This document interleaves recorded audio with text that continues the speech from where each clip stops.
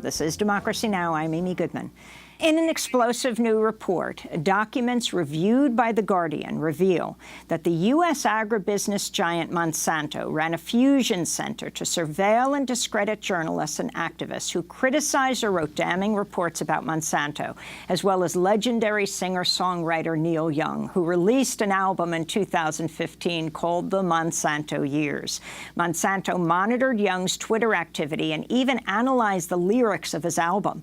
The so-called fusion center also surveilled journalist Carey Gillam. She was a Reuters reporter who was reporting extensively on Monsanto and its popular pesticide Roundup, which has been linked to cancer. Documents show Monsanto made plans to harass Gillam online, contact her editors at Reuters in the hopes of having her taken off reporting on Monsanto. The corporation also targeted the nonprofit research group U.S. Right to Know, which submitted a Freedom of Information Act request about the company. For more, we're joined in Kansas City, Missouri by Carey Gillam, a veteran investigative journalist and author of Whitewash, the story of a weed killer, cancer, and the corruption of science. And in Berkeley, California, Gary Reskin's with us, co-founder of U.S. Right to Know, both Monsanto targets. Carey Gillam, let's begin with you in Kansas City. Can you explain what happened when you released your book, Whitewash? Yeah, I mean, even before Whitewash came out, we know now from the documents that Monsanto was, preparing to discredit the book, to discredit me. What we see from the documents that have come out is that the company had a strategic plan, a project action plan with 20-some different line items and a consulting company in Washington, D.C., and numerous individuals engaged in, covert and secretive strategies to make it look like third parties, for instance, were writing negative book reviews about me. Independent individuals were given talking points to discredit me and to smear the book. We know from the documents that Monsanto talked about purchasing Google, blog posting, search engine optimization, so that if people searched for my name and the book, they would get a host of negative, slanderous information about me. And all of this was done to look like it didn't come from Monsanto, to look like it was coming from independent third parties, farmers or scientists or others. And we saw that play out. I saw that play out on Amazon on one weekend after the book was released, when a whole host of negative book reviews all at once with similar talking points, sounding like they came from, one person almost, just poured onto Amazon to try to take the book down. Democracy Now! Invited Monsanto to join us on the show. They declined our request, but sent us a statement to read on the air. Quote, "None of the documents cherry-picked by plaintiffs' lawyers and their surrogates contradict the findings of the extensive body of science and conclusions of leading health regulators that glyphosate-based herbicides are safe when used as directed, and that glyphosate is not carcinogenic. Instead, they show Monsanto's activities are intended to ensure there was a fair, accurate, and science-based dialogue about the company and its products in response to significant misinformation, including steps to respond to the publication of a book written by an individual who's a frequent critic of pesticides and GMOs. We take the safety of our products and our reputation very seriously and work to ensure that everyone, from regulators to customers to other stakeholders, has accurate and balanced information to make decisions about our products." Carey Gillam, if you could respond. Sure. I mean, first of all, a frequent critic of GMOs and pesticides, is not really an accurate representation. I'm a journalist. I report accurate information about the risks as well as the rewards, as well as the benefits. But my book, did lay out a lot of information that Monsanto had wanted to keep hidden. It was based very heavily on documents that I obtained from EPA, USDA, and FDA, as well as some internal Monsanto documents. So, the book is very heavily documented and data-driven. Monsanto has not been able to come up with anything that's inaccurate in the book.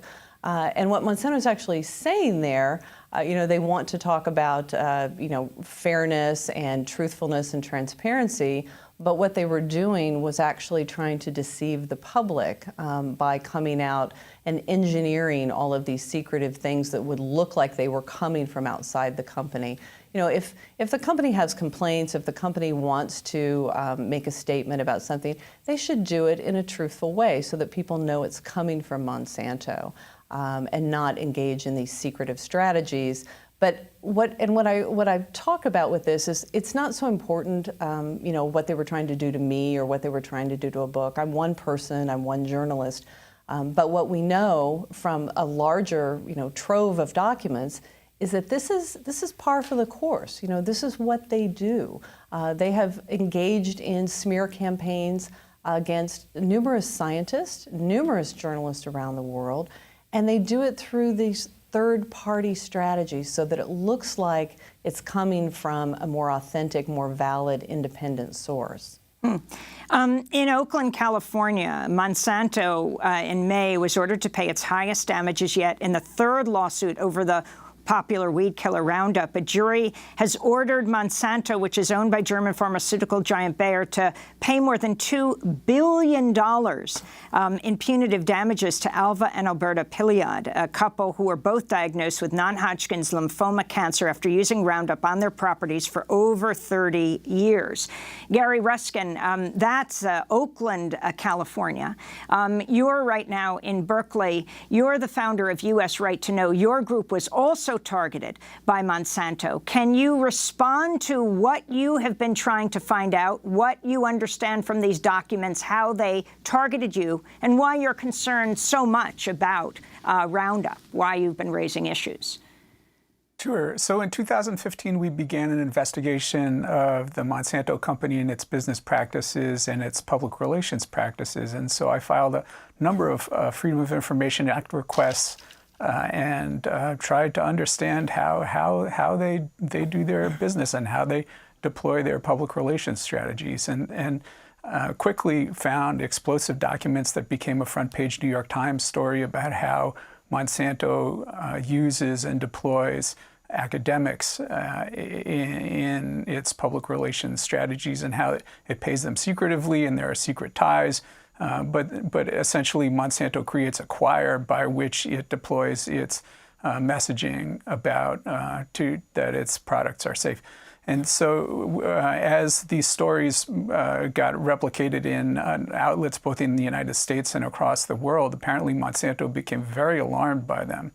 And so we now have documents that show they had this elaborate plan, 30 pages long, 11 Monsanto staff, public relations firm, trade groups, all helping out, trying to respond to our little tiny investigation. I run a very small nonprofit. We only have 4 staff, including Carey Gillam. And yet Monsanto was so threatened by our small effort to conduct an investigation into their public relations work that they generated this elaborate plan they said that our investigative effort had the potential to be extremely damaging, that would impact the entire industry. And so not too long after that, up springs lots of really lots of slime and smears about me and about Carey that spring up all over the internet as well. And we also found out that there's this Monsanto Fusion Center, an internal corporate intelligence center that has been tracking our work in some way. We don't really know very much about its operations. So that's what we know from the documents. We began this segment with a song of Neil Young from his album, The Monsanto Years. Talk about what the documents show about Monsanto, about Neil Young, how they were going after him. Well, it's very limited what we have. We know that the Monsanto Intelligence Center, the Fusion Center, was analyzing his social media and his work talking about and singing about Monsanto. It's pretty sparse. That's all we know. I mean, really, the documents raise many more questions than they answer about what exactly is the Monsanto Fusion Center. What does it do? What practices does it carry out? Who really works for it? What tactics and strategies do we use? There's a New York Times story about corporate intelligence centers from last year that talk about the use of military-style tactics. The word fusion center really comes from a Department of Homeland Security, term fusion centers. It's well known that some of these fusion centers are staffed by former intelligence people. So what actually happens at the Monsanto Fusion Center? We don't really know. The website American Council on Science and Health, or ACHS, has posted articles attempting to discredit our guests, Carey Gillam and Gary Ruskin. One article is titled, "Dear Gary Ruskin and anti-GMOers, Stop Being Puppets for Putin." Internal Monsanto documents show the company funds the ACHS. One document says, in all caps, "You will not get a better value for your dollar than ACHS." Carey Gillam, if you could respond to this. And also, according to The Guardian, Monsanto paid Google, and you talked about this, to promote search results for Monsanto glyphosate Carey Gillam that criticized your work. Explain how this works, how they can pay Google to increase the chance that when I look for your name, I'm going to see something negative. Well, I cannot pretend to understand how the algorithms of Google work. But what we do know and what we have seen is that when there is information that Monsanto really wants to promote, or others in the agrochemical industry, you can see this play out on Google search engines. Sometimes it will say, a Google ad off to the left of it. But there are ways to optimize this sort of search engine so that information does rise to the top. And certainly Monsanto has had the resources, the information to do that, and we know that they talk about doing that. Now, in terms of the other payments, this ACSH group that I've talked about and you mentioned, the American Council on Science and Health, this is what we call front group, one group that we have been able to establish that Monsanto has helped fund, sends money to secretly. The group is supposed to look like it's independent and authoritative. They post op-eds all in USA Today, and their people write on Forbes magazine.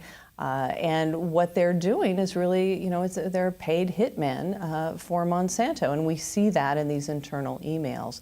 And it's really, ingenious on the part of corporations like Monsanto.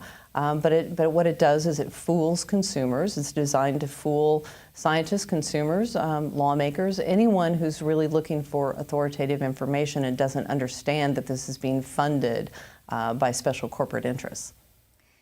Gary Ruskin, you're calling for the release of all records on this subject. You believe that these documents are just the tip of the iceberg. Are you continuing to be monitored, harassed, targeted? Well, we don't really know, except that we do know that if you search for my name or Carey's name on the internet, you see a fantastic amount of smears and slime and things that aren't true. And so, why is that? Where does that come from? With the documents that were just released do suggest that Monsanto was carrying out some kind of a campaign to discredit us and to discredit our organization in Carey's book. And so the documents Carey Gillam, will you be suing? What we know. No. I mean, I have made some inquiries and talked to some legal counsel, and we've talked about this. I mean, the publisher of the book, would be very concerned about what Monsanto has done to try to interfere with sales. We're going to have to leave it there, but I thank you both very much for being with us. Carey Gillam, a veteran journalist, author of Whitewash, and Gary Ruskin of U.S. Right to Know. I'm Amy Goodman. This is Democracy Now! Thanks so much for joining us.